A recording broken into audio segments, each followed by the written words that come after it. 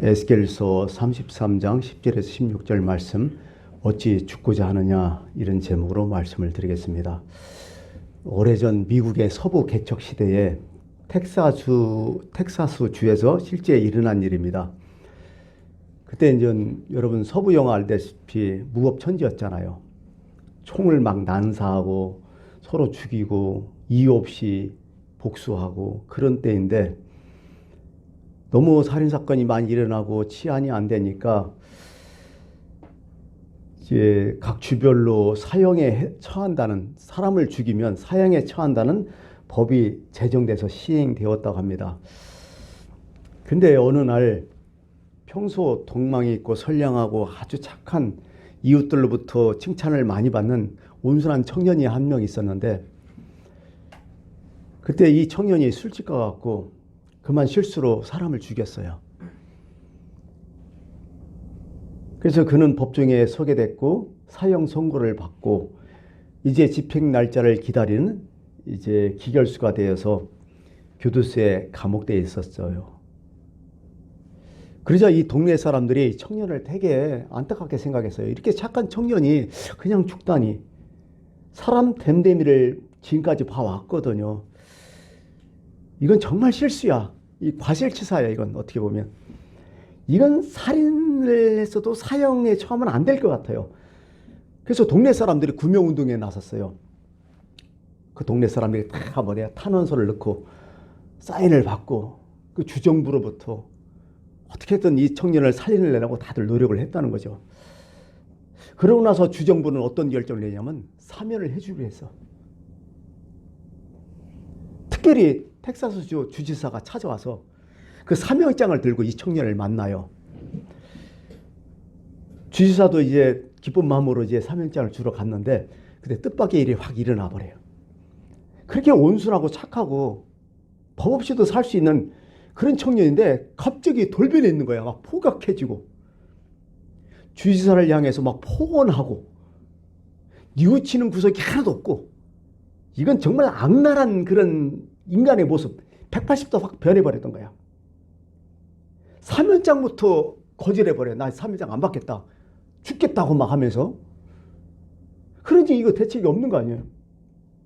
결국 그 청년은 사형을 받아요. 모든 사람들의 선이 다 뿌리치고 사형 받아버려요.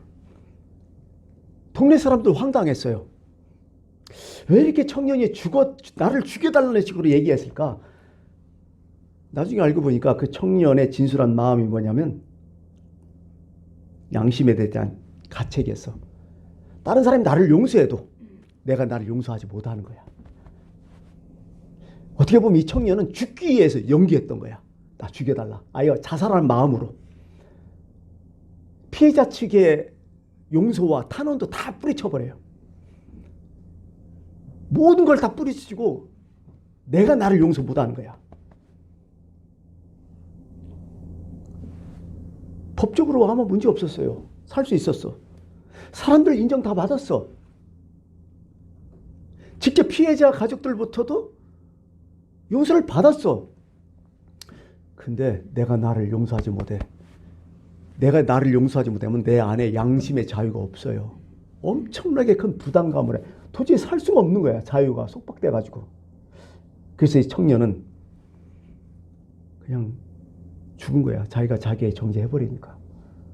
성경에 그런 말씀 있어요. 로마서 12장 14, 15절. 사람은 율법이 없어도, 법이 없어도 자기가 자기에게 율법이 된다. 그게 양심이거든요. 이런 이들은 그 양심이 증거가 되어 그 생각들이 서로 혹은 고발하며 혹은 변명하며 그 마음에 새긴 율법의 행위를 나타내느니라. 안다는 거예요. 나는 양심의 자유가 있는 사람이 진정한 자유를 갖고 있다고 성경은 얘기해 주는 거예요. 그게 자유 없으면 사람은 죽는다는 거죠. 못 산다는 거죠. 하나님이 나를 인정하고 나도 나를 인정해야 돼요. 그래야 최고의 복된 사람이고요. 이 사람이 세상을 가장 잘 살고 있는 사람이야. 그 예수님이 그랬잖아. 진리를 알지 진리가 너를 자유케 하리라. 거기서 나온 자유의 의미가 바로 이런 거예요. 양심의 자유예요. 양심의 자유. 되게 중요한 거죠. 떳떳한 거예요. 어디서나. 그것도 하나님께 인정받는 자유. 그게 진리라는 거예요. 그게. 그래야 진정한 사람이 자유를 갖고 있다고 하는 거죠. 골프의 황제하면 타이거 우즈죠. 골프의 전설이 있어요. 골프 치는 사람 없어요? 잭 니클라우스라는 사람 들어봤을 거예요. 이분이 아주 유명한 얘기했죠. 내가 골프 연습을 하루만 안 하면 누가 한다? 내가 한다는 거예요. 하루만 안 하면. 근데 이틀 안 하면 누가 한다? 갤러리들이 한다는 거예요. 3일 안 하면 그 주변에 있는 모든 사람이 다 한다는 거야. 이 거꾸로 얘기해봐요. 주변에 있는 사람 모를 수 있어요? 가장 가까운 사람도 모를 수 있어요. 근데 나는 나를 알아. 하물며 나를 못 속이는데 하나님을 속일 수 있을까? 절대로 하나님 못 속인다는 얘기죠. 우리는 보통요, 실수와 어떤 범죄를 저질렀을 때 인간의 본성은요, 그걸 정당화시키려고 막 노력해요. 합리화시키고 정당화시키고. 그리고 내 말에 동조해 준 사람 막 고맙게 여기고. 이 인간의 본능이거든요. 어떻게 하면 죄를 가리려고 하고 그걸 없애버리려고 아무것도 아닌 걸로 하고 내 안에 죄책감을 막 안 느끼게 하려고 노력을 엄청나게 우리는 스스로 하고 있어요. 변호사들의 역할이 뭐예요? 결국 죄를 다 덮어주는 거야. 합리화시키고 정당화시키고 재판장 앞에서 그러는 거야. 계속. 그 변호사 역할이 그런 거 아니에요? 이걸 사람들을 되게 좋아해요. 내가 범죄를 저질렀으면 누가 나를 가려준다면 너무 고맙게 생각해. 그런데 그래서 내가 내 죄 모를까요? 나는 알고 있어요. 페르시아 왕이 3명의 지혜들에게 물었어요. 세상에서 가장 괴로운 일이 뭐냐? 그러자 한 지혜자가 딱 얘기해요. 뭐니 뭐해도요, 늙어서요 가난하게 되는 게 정말 괴로운 일이에요. 이렇게 얘기하는 거예요. 젊어서 가난하면 버틸 수 있지만은 나이 먹고 늙으면 골치 아프다는 거예요. 이게 힘들다는 거예요. 참 비참하다는 거예요. 그건 맞는 얘기예요. 또 한 지혜자가 와서 얘기해요. 사람에게는 한계가 있다. 근데 그 한계가 넘어서서 견딜 수 없을 때 그때 가장 괴롭더라. 이렇게 또 얘기해요. 그 다음에 3번째 마지막 지혜자가 와서 얘기해요. 뭐가 세상에서 제일 괴로우냐? 아무런 선행도 없이 임종을 만지하는 것이 제일 괴롭습니다. 그러더니 페르시아 왕이 딱 손꼽죠. 네 말이다. 네가 맞다. 그게 진짜 괴로다.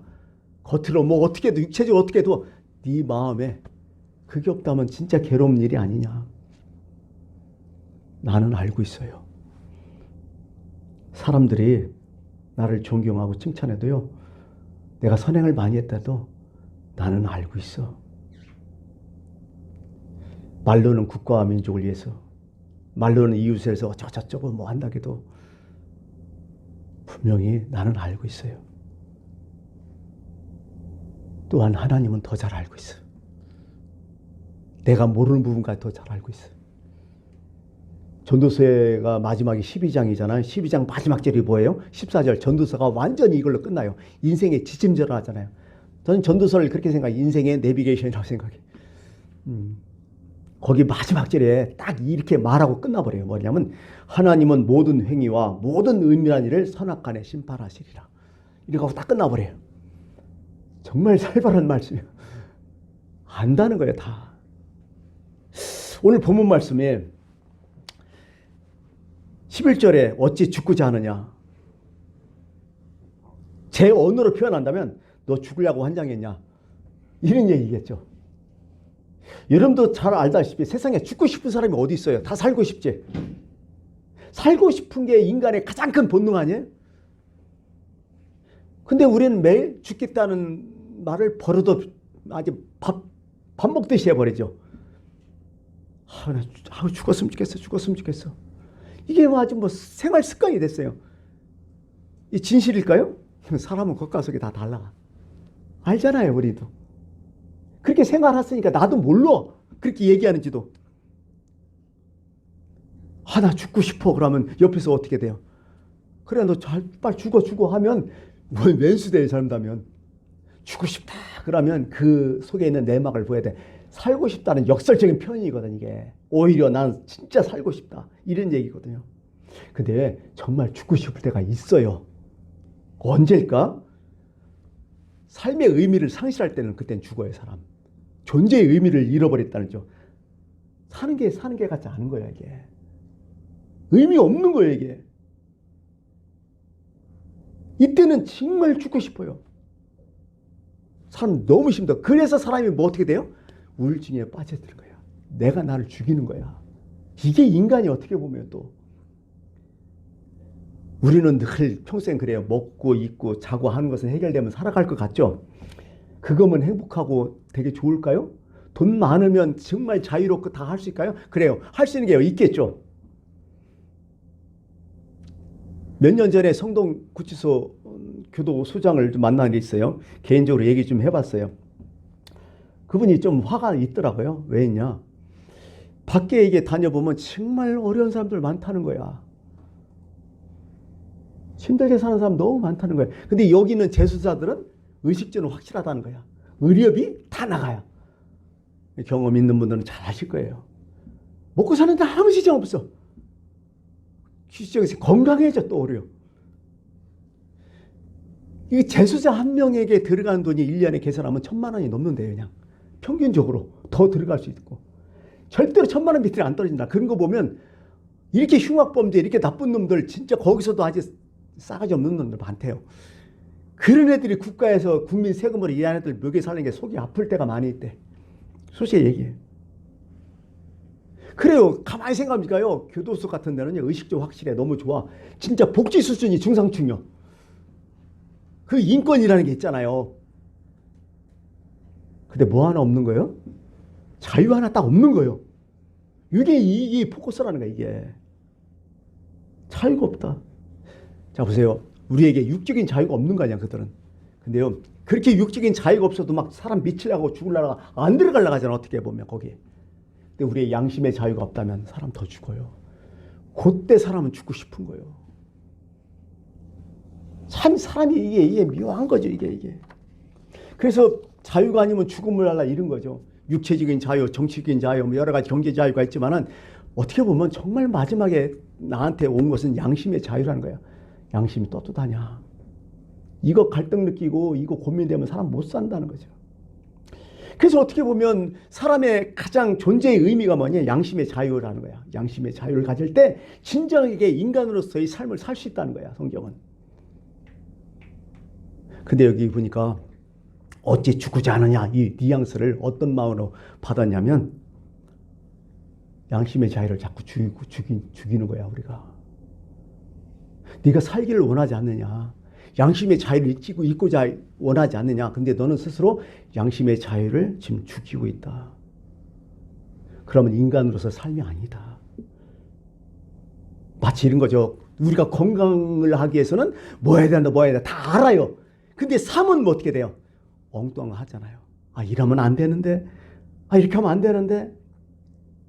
알면서도 안 하는 거예요. 그걸 보는 하나님 답답해서 하시는 말씀이야. 이런 뜻이에요. 어쩌여 네가 살기를 원하면서 꼭 죽을 길로 가냐, 자꾸. 마음과 행동이 그렇게 따로 움직이냐. 그래서 하나님 마음을 얘기해요. 내 마음은 11절에 나는 악인이 죽는 것을 기뻐하지 아니한다. 절대로. 그리고 악인이 그의 길에서 돌아가는 것을 가장 기뻐한다. 내가 뭘 슬퍼하는지 널 기뻐하는지 좀 봐라. 내가 벌 주는 거 진짜 나 싫다, 너희들. 이제 싫다. 지금 에스겔은 포로 귀환 시기거든요. 벌 한 번 줬잖아요. 나라 망해버렸잖아요. 지금도 포로 귀환해서 어떻게 돼요? 바벨론에 지금 속국으로 살고 있잖아. 나중에 페르시아 속국이 돼버리고. 지금도 고통당하고 있는데 또 그렇게 또 생활하는 거야. 하나님이 얘기하는 거야. 너 그렇게 당하고도 그렇게 터지고도 너 죽고자 않느냐? 또 죽고자 않느냐?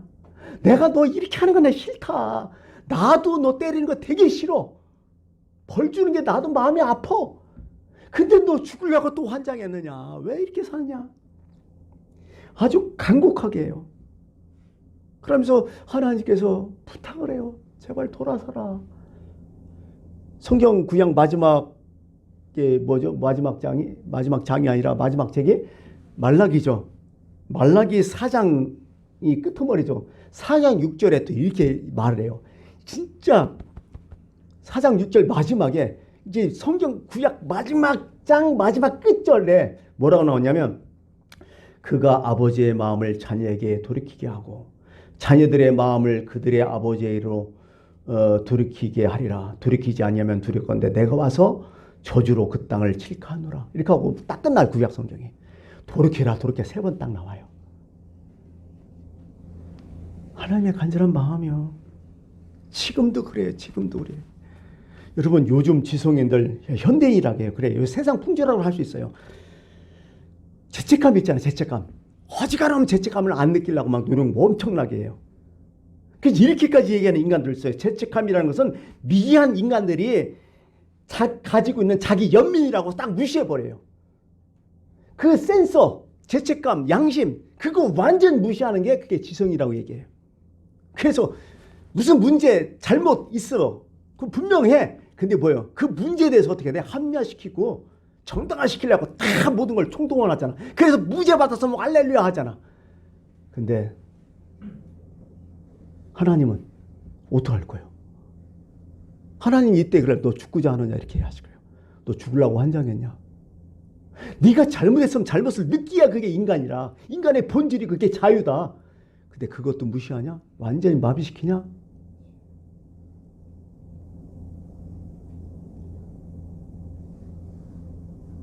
어떻게 보면요. 하나님 앞에 가장 칭찬되는 사람이 누군 줄 알아요? 회개 잘하는 사람이요. 잘 돌이키는 사람이요. 너무 하나님은 너무 그 사람을 기뻐해요. 너무 사랑스러워요. 우리가 자녀를 키웠지만 잘못했을 때 막 정당하고 합리하고 막 핑계대고 그런 자녀보다도 잘못했을 때 잘못을 분명히 뉘우치고 돌아왔을 때 그 자녀가 얼마나 고맙고 얼마나 감사하고 그래요. 하나님도 똑같은 거예요. 초대교회 사도들이 외친 복음이 뭐예요? 첫 번째 예수님의 부활하셨다. 그 다음에 재림하신다. 그거였어. 예수님은 부활하셨다. 다시 사셨다. 그리고 예수님 곧 오신다. 이게 그들의 모든 복음의 포커스였어. 우리가 증인이다. 이런 뜻이야.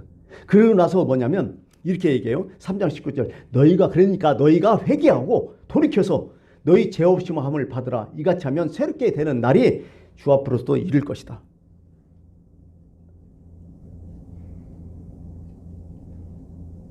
새롭게 되는 날, 자유를 얻는 날, 해방의 날이 분명히 이를 것이다. 근데 왜 우리가 회개를 잘 못해요? 장애물이 있어요. 어떤 장애물일까요? 일단은요, 우리는 마음이 가난하지 않아. 마음이 가난한 사람이 회개 잘해. 애들 보면 너희가 어린아이 같지 않으면 천국에 이룰 수 없다는 게 뭐야? 애들은 마음이 가난해 진짜. 뭐 조금만 이래도 막 안절부절하고 그러잖아요. 마음이 가난해갖고. 응? 우리가 볼 때 잘못도 아닌데 조금만 갖고 그냥 막 고민하고 그게 마음이 가난한 거예요. 우리는 이미 마음이 교만해 있어. 부자여, 자존심, 지 잘났다고. 이것 때문에 못해요. 또 적개심이야.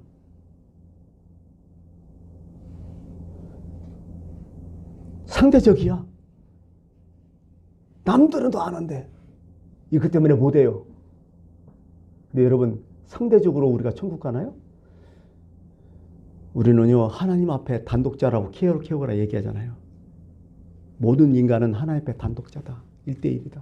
그게 기준이잖아. 사람 아니잖아요. 또한 세 번째 시기 질투라고 볼 수 있어요. 잘못 인정 안 해요. 그거 하면 무너지는 줄 알아. 그냥 I am sorry, 나 죄송합니다 하면 좋을 것 같은데 안 해. 진짜 이거 어려워. 맨날 이상한 소리 뭐 유감이라든지 뭐 이상한 소리 하잖아요. 안타깝다는데 확실하게 좀 무릎 딱 꿇지. 이거 안 해요. 미치는 거예요. 이거 진짜 이거 교만이죠. 절망감이 또 하나 있어요. 왜? 야 돌이켜도 무슨 소용이냐. 안 되더라. 야 나아질 것도 없어. 그냥 그제 나는 부재 굶어. 이렇게 하고 포기하는 인간. 이것도 죄악이야. 하나님 앞에. 그러면 회개를 가능한 게 뭐냐? 이런 순간에서 바로 믿음이에요. 믿음은 뭐냐? 지금은 손해 같아. 회개하면 나만 죽이는 것 같아. 근데 하나님을 믿고 한번 해보는 거예요. 실행하는 거예요. 진실을 한번 드러내는 거예요. 그게 믿음이에요. 그 다음에 자기를 완전히 부인해야 돼요. 뭐 잘났다고 하나님 앞에서 자기 의 완전 거들내야 돼요. 심지어 의롭고자 하는 마음도 없어야 돼. 우리 마음에 그냥 두 손 들어야 돼. 하나님 앞에. 세 번째는 사랑의 확신이라고 볼 수 있죠. 아버지 사랑을 느끼게 돼요. 그래서 어떻게 보면 우리가 신앙이라는 것은 사람이 아니요, 세상이 아니요, 하나님과의 관계에서만 모든 걸 생각해야 돼요. 코람데오, 내가 하나님 면전에서 어떻게 할 건가?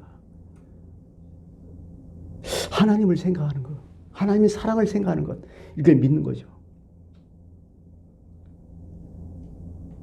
다시 한번 하나님의 우리에게 간곡한 부탁을 들어보십시오. 주 여호와의 말씀이라 나의 삶을 두고 맹세하노니 나는 악인이 죽는 것을 기뻐하지 아니하고 악인이 그의 길에서 돌이켜 떠나 사는 것을 나는 기뻐한다.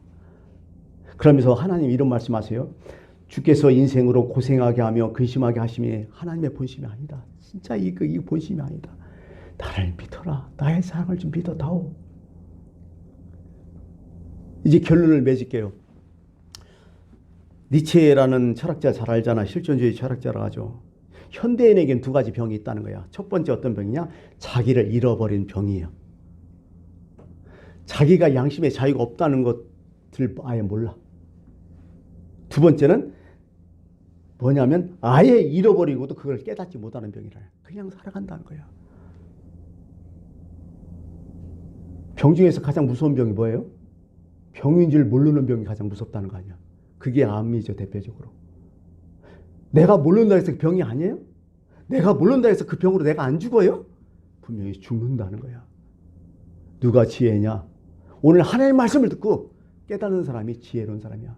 그 나의 병을 분명히 알고 내가 하나님 면전에 설 이전에 내가 스스로 나를 보면서 고쳐나가는 거, 회개하는 거, 돌이키는 거, 그게 생명이라는 거야. 여기서 참 자유가 있고 인간의 본질이 있고 내가 나를 찾을 때 비로소 그 사람이 인간이 될 수 있다는 얘기입니다. 어찌 죽고자 하느냐? 나는 악인이 죽는 것을 기뻐하지 아니하고 원하지도 않는다. 그가 본래 범한 모든 죄가 기억되지 않으니 그가 반드시 살리라. 돌이키면. 여러분, 올해 이제 한 주 남았잖아요. 인생 멀지 않았어요. 이제 50, 60 됐으면요. 몇 살인지 물어보세요. 이렇게 살아도 되는지 한번 물어보고 자기한테. 자기를 찾아가야 돼요. 자기 잊어보면 안 돼요. 그것조차 못한 사람들이 수도 하잖아요. 인생의 목적에 대해서 다시 한번 생각해 보세요. 그냥 목적이 뭐야? 그냥 살면 사는 거지. 이건 자기 잃어버린 거야. 그러고 다 그 얘기하면서 다 자기 잘났다고 얘기야 또. 그건 진짜 바보들이요. 병들은 거예요, 그건. 좀 있으면 우리 하나님 옆에 다 서야 돼. 그때 어떻게 할 거예요? 그때 어떻게 할 거예요? 무서워야 돼요. 이렇게 신앙생활 해도 되는 거예요? 이렇게 믿음 생활 해도 되는 거예요? 이런 모습이 하나님 앞에 정당할까? 늘 자기를 생각하면서 자기를 살려내는 사람, 그 사람이 정말 양심의 자유가 살아나고 하나님 앞에 인정받는 사람이라는 것을 꼭 명심하시길 바라겠습니다. 기도하겠습니다.